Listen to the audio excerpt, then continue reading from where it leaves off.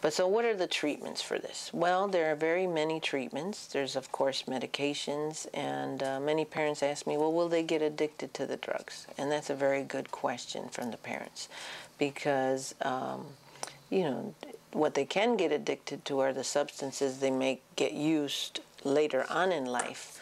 Like this can be linked and comorbid with substance abuse, heroin, for example.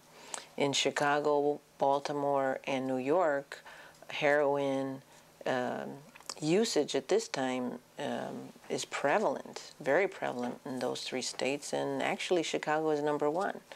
And I don't think it's any accident, because opiates in some level, when, for example, you go and exercise, you get the jogger's high. Well, that's your enkephalin system, your opiates that help you to feel that way, feel better about yourself, but and improve focus. So sometimes exercising is enough to help some kids really stay on task.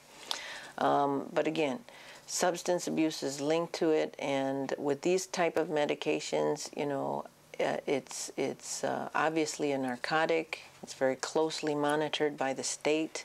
It cannot just be given out just dispensed at a grocery store, because you can. There are some very dire side effects from them. With the close observation of a psychiatrist and a primary care doc working together, you know, we can monitor that very closely. And if the child shows any signs of addiction or he's using substances at the time, obviously this is not a substance that we want to dispense to the child. There are some medications that have a slow release, and they can be very beneficial in terms of them not abusing the stimulants that are given them to treat ADHD. So it is tightly monitored, and I tell the parents to keep it in a very highly monitored, secure place. Maybe a brink box or some secure box to keep it under lock and key, because you don't want younger children to get their hands on it and maybe think it's candy and take an overdose. So that being said, a lot of good medications, stimulants are out there to help your child. You're working with a child psychiatrist, you look to see what are the side effects that are tolerable. You know, overall, stimulants can in some cases cause agitation, but lower dosages are more acceptable in terms of the side effect profile. So that's a whole total discussion that we can go into. But suffice it to say, there is help out there. There's very good therapy in concert with the medications for focusing on coping skills and social skills.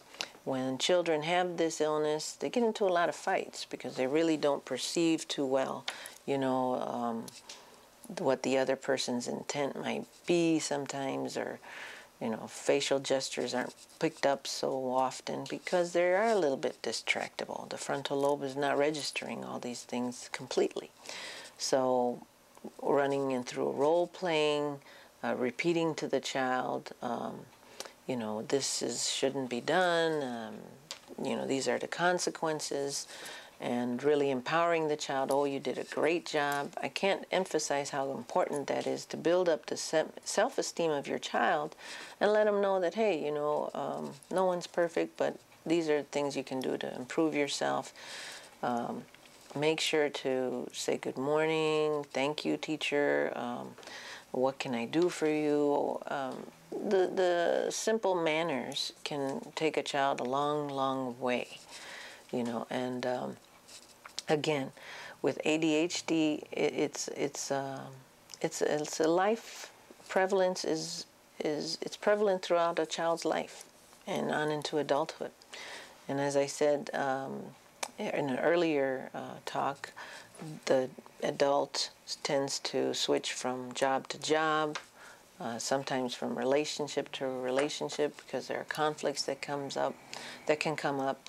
I had one patient that really did a wonderful job when he would take his medicine and almost became a boss, but of that particular agency that he was working for, but then unfortunately stopped taking his medication, and there was kind of a downward spiral because he really wasn't very organized and couldn't really focus clear enough to would forget a lot of his utensils. So treatment, therapy, social skills, coping skills, family. It's so important to have family on board and to work with family and to empower family, because family is the crux, the foundation of a healthy child.